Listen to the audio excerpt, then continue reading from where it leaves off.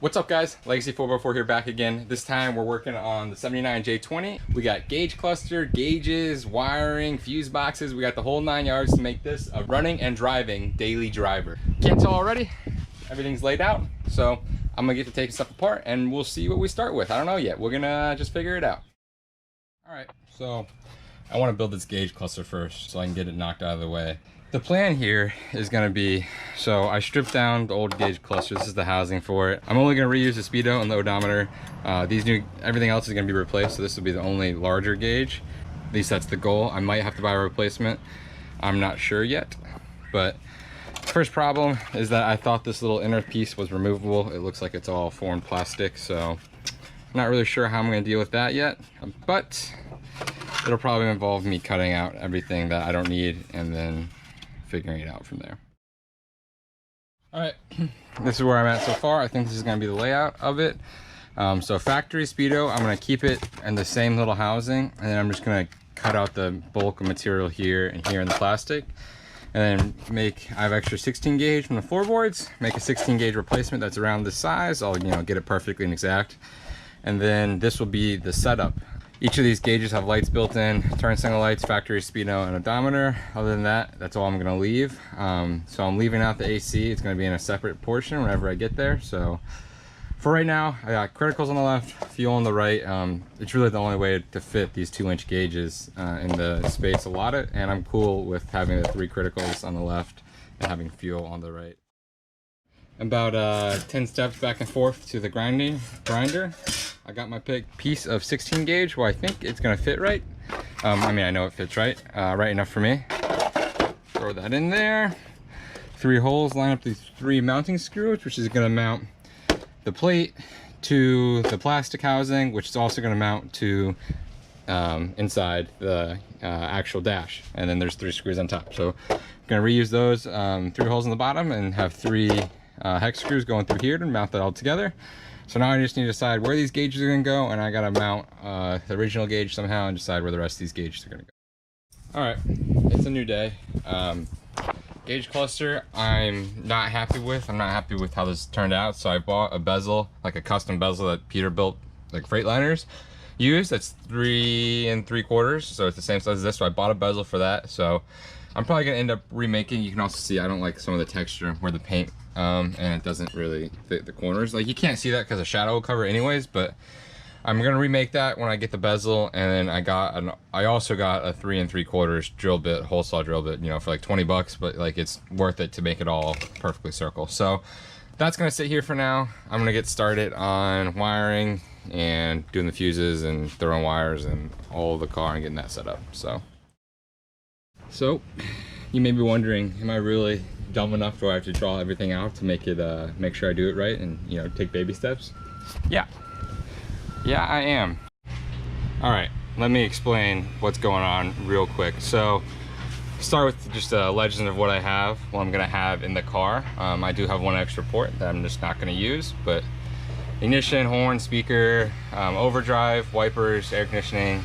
Don't have it yet, but that will be in there, so I'm gonna leave a fuse for it. Headlights, brake lights, reverse lights, turn signals, trailer lights, and then an extra. And then just an overview on wiring so I don't get those mixed up. All right, and then, so for the fuse boxes, the second fuse box is all accessories, it's all lights. So that one really, it's just wiring, wiring through a relay.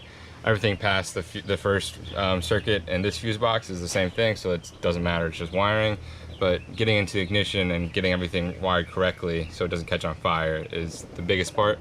So starting with the battery, I'm gonna have I have a 2 gauge wire going down to a trailer hookup, a direct battery trailer hookup, so it just hooks into the wire so you can plug it in from a trailer for like a winch. That was on it when I bought it. I'm gonna reuse that. I got a negative going to the engine block, grinding it out, and then I'll have a positive going to the starter, the 12-volt positive going to the starter. So other than that, I'm gonna have 2 more clumps of wires going to 12-volt, the 12-volt positive on the fuse blocks, and then the fuse block, each of those fuses is going to feed into its selective relay.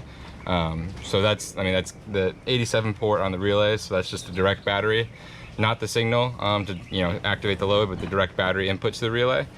That's how that's going to work. And then I'm going to have from the switch, I'm going to, so this I was gonna label each switch, but now this is just every switch. That's why this is a thicker wire, because it's signifying that it's like 6 switches. So it's gonna come, for each switch is gonna have, you know, its own like 18 gauge coming from the battery. This doesn't have the switching. The 85 port in the relay does not need to be a big huge wire. It doesn't have to be a big load whatsoever. It just has to be a electrical load to activate the relay. So it's just going to go from power from the battery to each of the 6 switches, which is going to come in to the fuse box, and that's going to attach to each of its selective, you know, inputs on the fuse, and then it's going to go relay out. And so for you know, relay 2 through 6, it's going to have just outputs going directly to the accessories. But for relay 1, which is going to be the ignition and starter, it's going to come out, and that's going to be a positive, you know, a positive from the relay. So it's going to have the 12 volt from the fuse going directly out, and it's going to go directly into the guard dog remote box, which is right here, which is a RFID just remote sensor. So it takes 4 wires, 2 of them, it bridges a wire with 2, and then positive and negative, which is going to be direct to the battery, and then ground it. And then it's gonna, every time this little remote fob is near this RFID box, it's gonna activate, allowing this bridge connection to go through. If the remote's not near it, then it's not gonna activate and you won't be able to start the car. So this is the keys, pretty much. These are the keys, and that's wired in directly after the fuse number 1 output, going into the starter to activate the starter. And like I said, everything else in the engine is mechanical, so that's all you need to start this engine. So with that being said, nice little 1-wire starter with a bunch of other accessories and a nice fancy RFID box, but that will fix my no key problem. All right, moving along, making progress. I'm doing these check marks, signify that it's already in place. I just got bolted to the battery whenever I get there, but I'm doing this 12 volt to the fuses first, and I'm gonna do fuses to the relay next. I'm gonna do everything that's built into the fuse box first. So all you wiring nuts, don't hate me. I know this is blue. This is all 12 volt positive, and I know that, you know, it's the only wire I had left that was 12 gauge, but I am gonna spray paint it red on the end, so if anyone ever looks at it, they can hopefully make the call like, hey, this is all 12 volt positive, or they can follow it directly to the battery, because it's going to be its own loom to the battery. But this will all be red. Those are the waterproofing studs. I'm about to put them in the fuse on the input size, and then we're going to get going on the rest of it in the relays and keep crimping and keep getting going, and I'll be back when this fuse box is pretty much done. If you can't tell by the mess here, I got the first fuse box finished up. Everything's waterproof, wired in. Should be all wired correctly. I got my ground, my battery cable, I got switch input, and I got load. Here's the front of it. I am missing a fuse. There it is. That should probably be in there, and then waterproof cover goes on top. But that one's done. First 6 are done. For the meantime, I'm gonna start wiring in some switches and stuff, and put that fuse box in with the labeled, you know, inputs and stuff. That way I don't get confused on that. But it's just because that box there took, you know, 2 hours to do. You know, granted, it was the first time working with that product, so, you know, next time it'll be quicker, but it took 2 hours. I don't want to get tired out of just plugging and crimping wires and putting relays and waterproofing in. So I'm gonna move to wiring some stuff just to, you know, put my mind at ease a little bit. Fuse block A is installed, everything's in it. This is gonna go to the switch. I'm getting ready to finish it. The switch for the push button start. I ran my switch power cable going inside the cab so I can start doing some basic wiring. Then I got Alpha's power cable coming to the front, and this is going to be tagged with Bravo's power cable, which is going to go right here too. This little magic black box, this is the RFID remote start. Really simple concept. You just, you know, split a wire that you want to, that's like the starter wire. This is running directly to the starter to activate the starter solenoid. Ground it out to itself, activate the wire, and it gets power. It has no power right now. This is going to tag into Bravo's fuse line, so I just kind of forgot about an Alpha's line. So this is going to get direct power from the battery, and then it goes off a little remote that you put, or a little sensory remote thing that you put on your key fob. It's a key fob. There's no push, there's no start, because it's going to be a push button. You just push it to start, but it will be every time you go within 10 feet of the car, you can start it. If you're not there, the push button won't do anything. That's how the security is working on it. It's meant for motorcycles, but it works in this application too. In case you can't tell, the first thing I'm wiring up is the starter, because people say this is a 1-wire engine, and technically there's only 1 wire hooked up to it. Well, there's battery, ground, and then wire to the starter. So 3 wires hooked up to it right now. The rest of these aren't doing anything. So technically it's a 1-wire engine, so I'm gonna wire that up and be able to start it, hopefully, with 1 wire. So that's gonna be the goal. So I'm gonna get to doing that. It's probably gonna be a little bit, it'll be tonight. I'll have it started. I'll start it and have it running, and then I'll probably go back to build another fuse box and, you know, mix and matching what I want to do. So. All right, it's nighttime. I might have cheated a little bit because I ran out of 12 gauge and battery connectors, like the thick ones, to make my fuse box number 2 and my magic remote start box power harness, or power wire goes directly to the battery, like I said. So I may have cheated. So magic box is stealing power from the same source. I mean, stealing power from battery on fuse number 1, which is the ignition fuse. So now I'm going to test, make sure all the relays are plugged in and working properly. So I'm really only focused on relay 1 because that's the only relay I have plugged in. I got a 10 amp fuse, power's going to the box. The box should be off until I press the button, which manual unlocks it, because these are in manual mode right now. They have an automatic mode based on proximity and a manual mode based on when you press it. So they're manual mode when they ship. So box should have power right now because it's getting power constant from the battery, ground it, and it's separating the switch wire. So this white comes from the switch wire from the actual relay. So the loadout on relay number 1, I should say, goes from there, goes in the magic box, which stops it until this button's activated, and that should give power to the starter. And like I said, this is a 12 valve P pump, all mechanical Cummins diesel. So when they say it's a 1-wire engine, this is what they're talking about. I have technically 1 wire going to the starter to activate it, and, you know, a positive wire from the battery going to the starter to give it, you know, the power it needs, and then a negative going to the engine to ground it out. Right now the alternator is not plugged in, so theoretically I can't keep it running, but we'll give it a shot. These are the interiors looking. Speakers going in later, blah blah blah. Got my switch, there it is. So let's try this out. Make sure I'm on the clutch so I don't go fucking flying. Done that before. Not pressed, pressing the button, nothing. Okay, pressing it, lights on, pray. Yeah, boy, I wired something right. Nice. Okay, it works. I am gonna kill it though, just because I don't know what wires are in the way of the engine bay and everything. I didn't check that, make sure all the rest of the stuff's good, but works. Key fob works, magic box works. Fuse is not blown.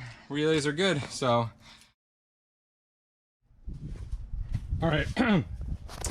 I don't know why I was being an idiot before and trying to route the wires to the front of the engine bay. They're gonna go to the back for now. They got the second box done, everything's in it, fuses are in it, everything's labeled, ready to get the switches wired up. Both are grounded out, magic box in the middle, and the power wires now just need to get to the battery. They're long enough to get there, it's not a problem. My problem is having 3 of these big 2 gauge connectors trying to go onto this little nut is just not working because it just they all push against each other. So I'm going to make a little battery terminal adapter by zapping this nut to this bolt. I'll take it, I'll do it. I think it'll work. I trust it to hold 3 battery cables. That's all it needs to. It's working perfectly. I just used the nut to be the tension nut and then the ground on the sides to make it smooth. Vertical bolt bolted to it. I got the trailer. So this is there is a 2 gauge power line going all the way to the back for a Wintron trailer. It's got like a Warren hookup. It's pretty nice, I guess. So I reused those. I got that positive. I got fuse box B, fuse box A, and then I got internal lights and then switch power to, you know, trigger the relays and the switches. That goes inside the cab, obviously. Negative going to the block and negative going to that trailer hookup in the back.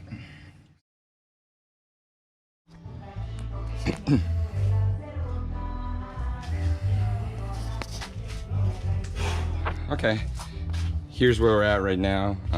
2 fuse boxes are in. Everything's getting wired up. I'm only gonna do 1 more switch in this video because I realize this is gonna get really long and it's just not really worth it to do like a 30-minute video. I don't think it's very watchable, but I'm gonna get to doing the last thing I put in, or the next thing I'm gonna put in, which is, you know, number 2 on my fuse legend over there. It's gonna be the horn. So I figured out that my horn wasn't good. It was bad. It also used to be right there and it was bad. So I was like, oh, I gotta get a new horn. And knowing me, I bought a train horn. So I just made some quick little brackets. I'm gonna zap those into the trailer hitch in the back, put the horn set up all in the back, and that's how it's gonna roll. So it's going in the back because I already have an onboard air tank back there. You can see it up there, little, maybe a 10-galloner. I've never really checked or looked at it, but new day, horns installed. I'll go show you guys real quick. It's loud. I used to have one of my, I had like a 10-inch lift F-150 used to have one, but there it is. I don't know if you can see it. I'm not getting back under there. There. I put it right next to the auxiliary air tank that I have, and you know, made some mounts, screwed the trumpets in, and I'm waiting for the button to come in the mail. The button's gonna go right here. This used to be a vent pull. This is gonna go to windshield wipers, and lights are gonna be right here. And there's 3 auxiliary buttons. This one's for the air compressor. It's already full, so it's not gonna make any sound. They're wired in series to each other because these are just signal switches, so those are just going to send power to, you know, the relays and the boxes. Those don't need a lot of power, so those are all in series. Here is the switch wire for the horn. Like I said, I don't have the button right now, but if I take this and put it to, you know, a primary wire on my, you know, battery harness, loud. Sorry.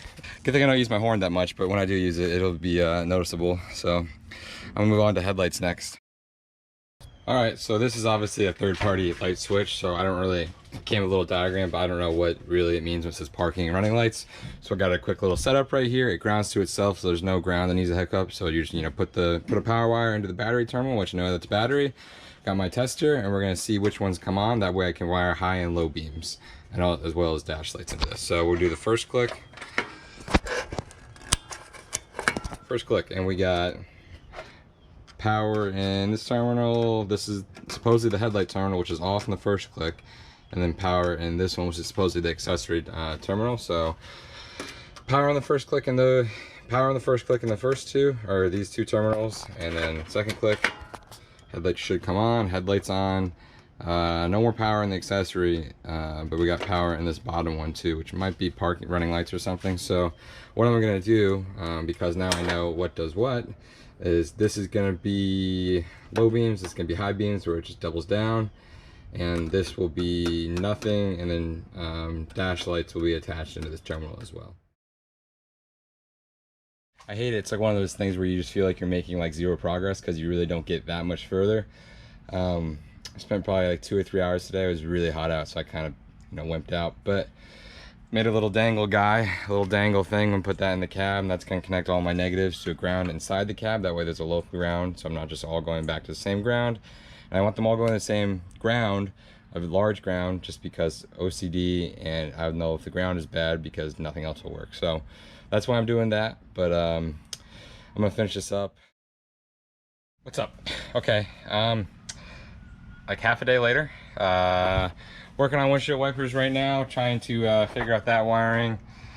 4-wire windshield wiper, I thought I knew how to do it, but it turns out I was wrong. It just kept running. So one of them, the park function, isn't working. So, or the off function, or the off function, I should say. Here's how the interior works so far. So horn's still in it. Lights, waiting on headlights. Wiper, gotta figure that out. This is the kill pull, 'cause it's mechanical. Like I said, it's tied to the linkage. On off, compressor, and then these are gonna be speakers and overdrive. So, and then there's gonna be a USB charger down there. So that's all gonna get in eventually. Same with the new Guage cluster and everything, but that's pretty much how the accessories are gonna work. I still gotta figure out a lot of stuff, and I gotta run wires to the back, the tail lights, reverse lights, brake lights, turn signals in the back. So another new day.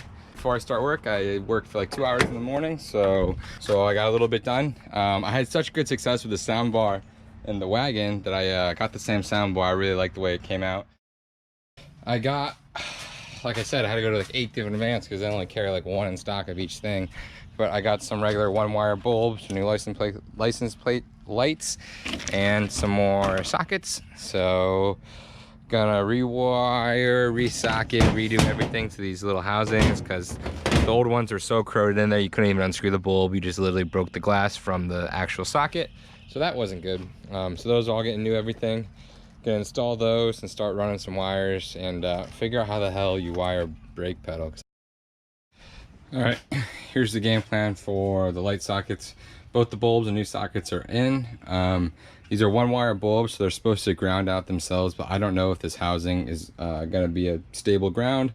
So I wrapped an extra ground wire around each of the bulbs, put the boot back over and ran that ground to the boot, connected them, and that's gonna ground out to the body just in case this isn't good enough. I don't know why it wouldn't be. I just, you know, might as well double down on the ground. It's only safe. And we're gonna run, I know it's black and red, but we're gonna run red for brake light, black for reverse and turn signal light. So that's where that's wired. Trailer lights coming in. How to get the converter where, because I'm running independent bulbs for the brake lights and turn signals. Can't run both because then I'll just complete each other's circuit and they'll all come on, which is not what you want. But it's getting dark. It's Thursday. I need this pretty much done by Friday in order to rent a U-Haul trailer, because driving the gray Jeep and the red Jeep to Wisconsin tomorrow, and you can't rent a U-Haul trailer with a soft top because, you know, God hates Jeeps, I guess. But so I'm running an independent running light. I might have forgot about them earlier, but I have these little LED lights, so I'm gonna run an independent running light. They won't draw a lot of wattage, but they're gonna come off the same relay that powers the taillights and the taillight to the trailer brakes. So wiring that now, that's how it looks. Like I said, secondary ground on all of these. And then these were backwards wiring because Amazon. So all right, another quick hour of work knocked out. Here's what I got left. Dash puts all the lights for it. There's a dash. I'm doing turn signal lights. I think that's it. No more warning lights because I think I can read the rest of it. And then some interior lights. So this for the speedometer to light up. I don't have any in there yet. Dash is made. I got my negative wire. It's gonna go to the negative wiring harness inside the cab. Positive. I got a connector on it. And this is the e-brake. I put a e-brake light in there just because I burn a lot of my e-brakes and they don't want to do that. So now there's a really blinding green light when the e-brake will be on. Last little update before dash goes in. Everything's wired. It has wire extension and it's labeled. That way I can just throw it right in. Temperature gauge is going to go to the back of the block, right back there, where every other mechanical temperature gauge goes. Oil pressure gauge, I did mechanical gauge. It's teed in right above to where the oil filter is. So that's how that is. Really easy. Got the copper. I got like the copper hardline kit. Comes with all these adapters, tees right in. I use extra O-rings just because why not? Make me feel a little safer about it. All right, everything's wired up. You know, lots of wires going everywhere, but like I said, when you wire with, you know, a 12 gauge wire going to each relay, you're gonna have a lot of wires. So theoretically, I could take these power wires and run them to the starter, to where the battery connection goes to the starter. I could do that instead of, you know, instead of overloading this battery terminal. I mean, it's not overloading, but it looks, you know, it looks, I guess, bad. It's seeing all the power wires going directly there, because I could just give it right to the starter relay or the solder on the starter and it would have the same effect. So debating whether I'm gonna chop those power wires, recrimp the stuff. I probably won't just because I'm getting lazy, but I gotta wire up the alternator. I'm gonna do a 1-wire conversion on it where this, where the battery is gonna go straight to the battery.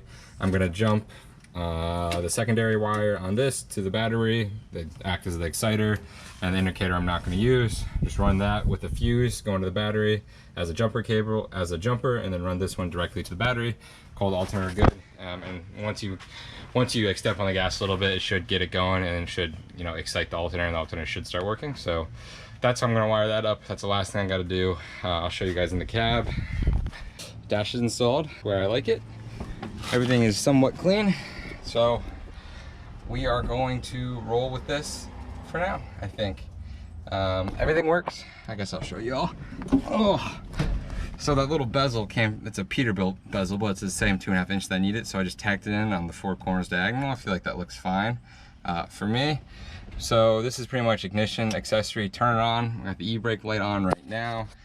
Fuel gauge starts working. Voltmeter always stays on because it doesn't draw enough for me to worry about.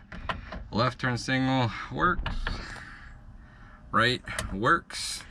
Temperature and oil pressure mechanical, those should work. Haven't tested them. I think they'll work, but shit, I don't know. Pull the lights once. We got pull lights once. We have headlights and running lights on. Brake lights are always on. No reverse lights. Pull it twice. Guage lights come on. The middle one's gonna be a green one to light up the speedometer with green. I figured why not. I'm already there. Let's see if this still works. AC compressor works. That light didn't work right there. Don't know what that was about. Speaker, it should beep in a second when it turns on. Yep. And then this is for the overdrive. Haven't wired it in yet. I just have to put a load on this one. But oh, that didn't work either. These switches might be a little not high end, but this side we got a USB charger, accessory light, push start, and then the choke to kill it. So I'm cool with that. I think that looks good.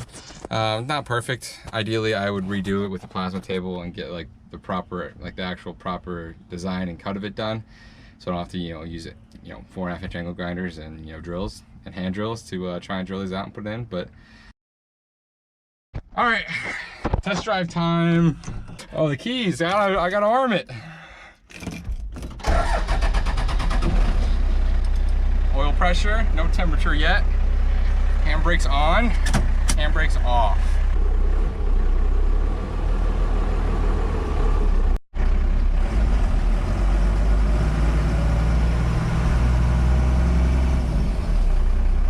Some Steve gears. Turns good though.